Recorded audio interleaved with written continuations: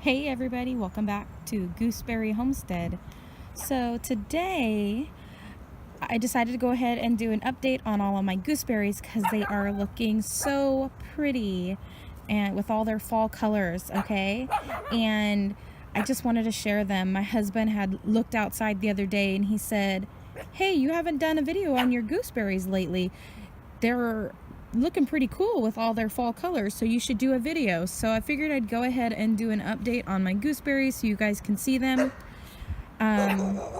All the dogs just realized I'm out here videoing, so all the neighbors' new puppies and the other neighbor's dog is barking, and the one that normally barks is just not barking. He's gotten used to me, I guess. So I don't want to really show their dogs because their yard's a little bit of a mess, but yeah. So, but anyways, so these are the gooseberries, and I've got some of my other plants that I've grown stuffed in there too. I'm not sure if they're going to survive the winter or not, but I'm hoping that they will. And so I just kind of put them in between the gooseberries and these other ones. I probably will be moving these up next to the house, just next to the eaves, so they can still get moisture this winter, but they wouldn't be like getting like dumped on if it like snows super crazily. Since they are just in pots and stuff, and so it stays a little bit warmer right up underneath the edge of the house, so I figured that might be good. So Mother Nature is really doing its good work on all of the plants, and they look really cool with their fall colors. Now with gooseberries, they will lose their leaves, and so that's what we're seeing here. Some of them are actually still pretty green, but they will eventually all lose their leaves, and yeah, so this is what we're looking like. And I'll just kind of share some of the other plants we've got planted over here since we're here and they're in the viewfinder. So these 3 pots here have Himalayan pine trees growing in them, and if I zoom down here, you can actually see the long needles on them. So those look really cool, and eventually one day they will actually create a really cool like giant pine cone, and they have like super big pine nuts in them. So I'm excited about those growing, and when we move and we get our actual land to have our gooseberry homestead established without being in container pots, at that time my pine trees will be going into the ground. God willing, they make it and survive, and I will be able to plant them. This other pine tree right here is actually a fir. It's a Norman fir. I believe I might be saying that wrong, but I might be saying it right. I'm not sure. But Norman fir. And then in this pot right here is a Lebanon cedar. And from what I understand, the Lebanon cedar is considered an endangered tree species. So yeah, and you can look that information up if you like. And then in these I have 2 ambrosia apple trees that I grew from seed. Now they may not be true to the parent plant, because a lot of the times in orchards they actually will have another apple tree that will cross-pollinate with the ambrosia, so it could be like a new variety of apple, so it might not taste exactly like the parent, but I don't care if it does or not. So we've got that, and then these ones right here are the Koru apple. Same with them, it's the same kind of situation, and this one actually got pretty tall. So yeah.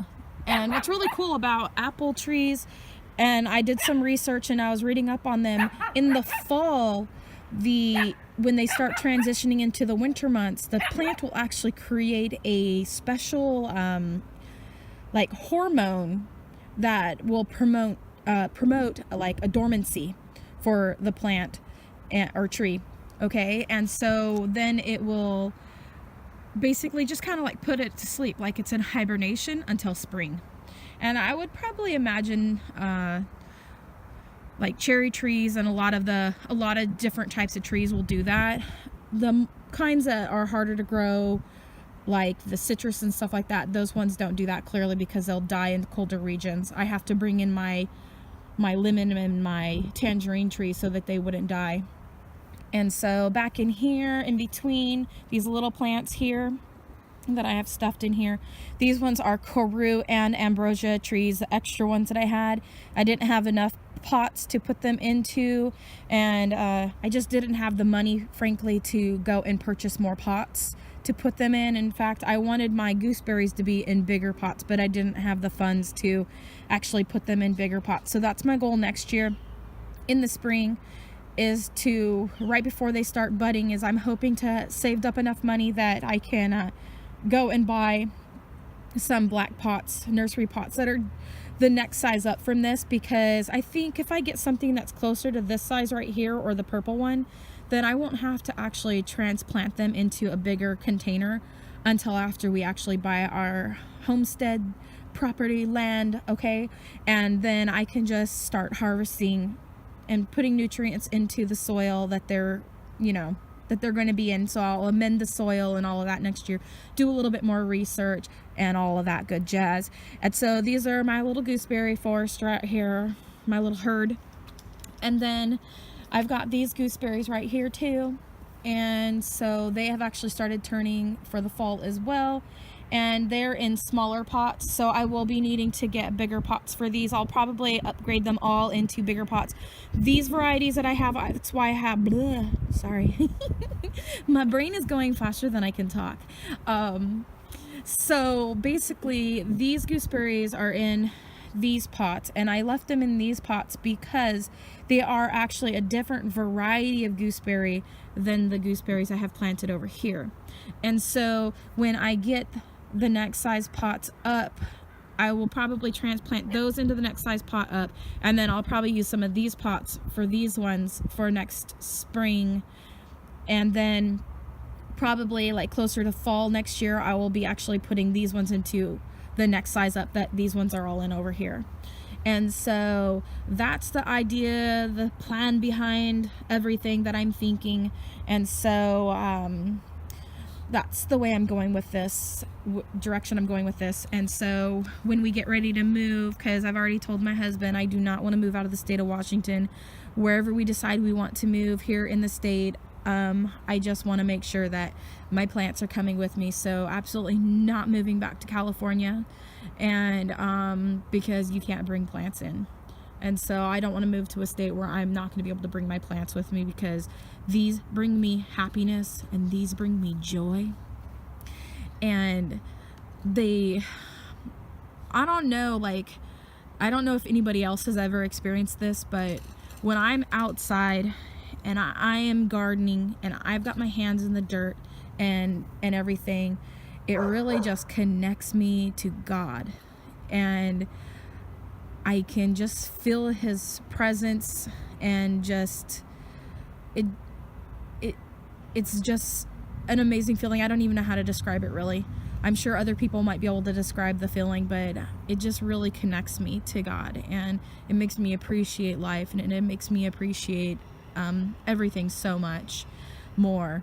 And so yeah, so this is just a quick video. I know I shared a few more things than what I had planned on sharing, but since they were right here next to the gooseberries and their beautiful fall colors, figured I'd go ahead and share that. And so pretty much into the video, about almost 9 minutes. And so yeah, I've got my sage over here planted in this giant pot. I want to add more sage to that next year, so keep an eye on for my videos. My gardening videos will probably be more sparse throughout this winter. I'll try to have a few videos here and there. Maybe I'll do more in depth on the pine trees and stuff later this in the season, and just schedule some videos, maybe pre-record ahead of time and then have them come out on certain dates and that sort of thing, to just have a little bit more information. But yeah, with the gooseberries, you guys, they are very cold hardy type of gooseberry. You can live in a region where it snows a lot, and they will come back and they will grow in the spring, and So they're great for Washington State for sure. And so I'm looking forward to making many jams with them once they start making their berries.